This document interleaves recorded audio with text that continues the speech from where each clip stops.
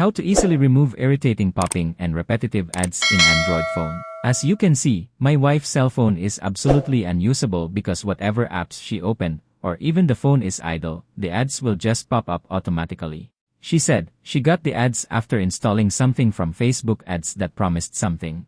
I already checked the home apps, but there is nothing installed there that is related to the popping ads. There is also no hidden app icon. The next thing I did that removed these annoying ads is by going to settings.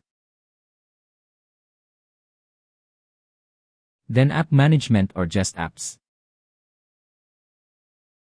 As you can see, the ads just keep on popping up even in phone settings. I already turned off the Wi-Fi connection and still, the ads is still appearing on its own. Back to settings, click on app management or apps. Then app list. In the list of apps, I checked anything that is unusual, like duplicated apps.